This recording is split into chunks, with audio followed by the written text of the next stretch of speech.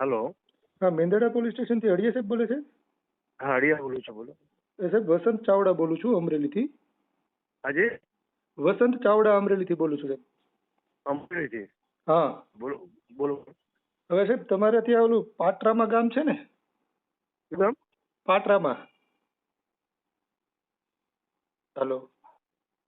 હે? Hello. Hello. હા, કહું છું સાહેબ ત્યાં તમારે ઓલું પાટરામાં ગામ છે પીઠળવાઈ વાળું. હા, બોલો બોલો. એટલે ત્યાં મંદિર છે ને પીઠળાઈનું, હમ ત્યાં કાલે અમારા બેન ને ઈ લોકો ગયા હતા હમ અને ત્યાં કોઈક ભાઈ હતા. હવે હમ આમ તો ઘણા બધા હતા પણ એમાંથી એક ભાઈએ કંઈક પૂછ્યું, બેનને જાતિ પૂછી હમ અને બેને એવું કીધું કે ભાઈ અમે મેઘવાળ છીએ. તો હમ એમણે એવું કીધું કે ભાઈ મંદિરમાં ન જતા બહારથી દર્શન કરજો.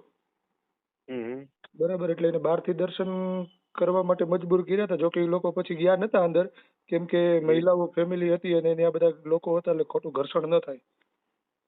પછી લોકો મંદિરની બહાર નીકળી ગયા હતા. શેનું મંદિર છે તે? પીઠળ માતાજીનું છે.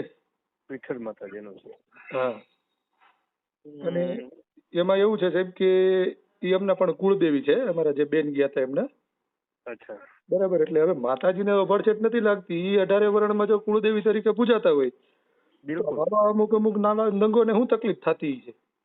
બિલકુલ બિલકુલ. બરાબર, એટલે સાહેબ ફોન એટલા માટે કર્યો. મેં 2 વાર એસપી સાહેબને ફોન કર્યો હતો પણ કંઈક કારણોસર એને ઉપાડ્યો નથી. હમ પણ હવે તમને ફોન કરવાનું કારણ એ છે સાહેબ કે ટૂંક સમયમાં અમે લોકો પાછા દર્શન કરવા આવવાના છીએ. હમ બરાબર, જોકે મેં પેલા કીધું એમ કે માતાજીને આભડછેટ ન લાગતી હોય તો આવા લોકોને તકલીફ થતી હોય એ વસ્તુ ખોટી છે. એટલે અમે આવશું ત્યારે તમને પણ લેખિતમાં જાણ કરશું. અને હલો. હા. હા, એટલે તમને પણ હલો. લેખિતમાં જાણ કરશું સાહેબ. અને તમારા ઉપરી અધિકારીને અને ગૃહમંત્રી સુધી અમે લેખિત આપી અને પછી ત્યાં આવશું, જેથી કરીને અમે ત્યાં દર્શન કરવા જઈએ તો આપને બધી સાહેબને ધ્યાનમાં હોય તો કોઈ ઘર્ષણ ના થાય એમ. તેના કોણ છે મહંત? એવું કોણ છે? કોણ મહંત ટ્રસ્ટ હવે મને? સાહેબ અંદર ઘરતા જ અટકાવી દીધા. આપણે ઓળખતા જ નથી તો કેમ ખબર પડે મહંત કોણ છે? આપ કોઈ દી ગયેલા જ નથી? નહીં, કોઈ દી નહીં. આ બેન ને એ લોકો કાલે બેન નું છે જન્મદિવસ હતો અને એના કુળદેવી છે તો એને કંઈક ઓલું ચાપડા ચડાવવાનું કેવું કંઈક આવે એટલે એ ચડાવવા ગયા હતા.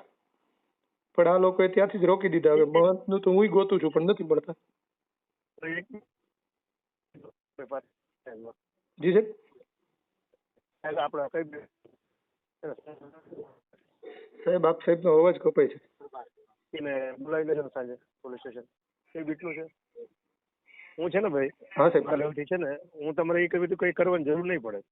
ના ના સાહેબ, પણ દર્શન તો કરવાના જ છે. જે માનતા છે ને એ પૂરી તો કરવી પડશે ને. અરે એ તો તમે કરો, હું ના નથી પડતો, પણ ભાઈ મને તો તમે ફોન ઉપર વાત કરો છો. રૂબરૂ આવીને કઈ કોઈ મારી પાસે ફરિયાદ નથી, છતાં હું તમને ફોનમાં એમ કહેતો કે હું પ્રશ્ન એકવાર શું છે એટલે હું બોલાવીને મારે જે તમે જે વાત કરી છે ને એનું મારે સોલ્યુશન શું આવી શકે ને એ હું કરી લઈશ, વેરીફાઈ કરી લઈશ અને મારી સૂચના બી જતી રહેશે. હા, એ તો સાહેબ આપની દ્વારા જે કંઈ થતું હશે એ તમે તમ તાર પોઝિટિવ કરો, પણ હું એમ કહું છું કે અમે જે માનતા મૂકવાની છે સાહેબ, એ જ્યારે અમે પાછા આવશું એટલે તમને જાણ કરીને આવશું, જેથી આગળ કોઈ પ્રોબ્લેમ ન થાય એમ. એ પેલા સોલ્યુશન ભલે તમે જાણ મને કરજો, પણ એ પેલા હું જે તો મેં બિફોર 4 days ચાર્જ લીધો છે, છતાં તમે ટેલિફોન કોણ છો મને ખબર નથી. આવો કઈ ઇસ્યુ હોય તો મારી એક અધિકારી તરીકે જવાબદારી છે કે મારા વિસ્તારનો બનાવ છે તો આ વસ્તુ ન થાય એ મને ખબર પડે છે. એટલે જો કહું છું તમને. ના ના તો મને એવું કહેતા આવડતું જ આમને કે આવજો, રૂબરૂ આવજો મારી પાસે. અરે ફોન ઉપર બી તમારી કમ્પ્લેન છે એને હું સાંભળતો ક્યારે સાંભળતો હશે? ના ના સાહેબ, એ તો પોઝિટિવ એટલે સાંભળતા હોય બરાબર, પણ છતાંય આ તો મેં તમને ધ્યાને એટલા માટે દોર્યું છે કે અમે પછી ક્યારેક ત્યાં આવવાના છીએ બરાબર, અને આવતા પહેલા તમને જાણ ન કરી હોય ને ત્યાં ગયા પછી વળી પાછું કંઈક ઘર્ષણ થાય ને ઓલું થાય એના કરતા જાણ કરેલી હોય તો સારું. નહીં હું બિલકુલ કઈ વાંધો નહીં. હા ભલે સાહેબ, ભલે. જી જી.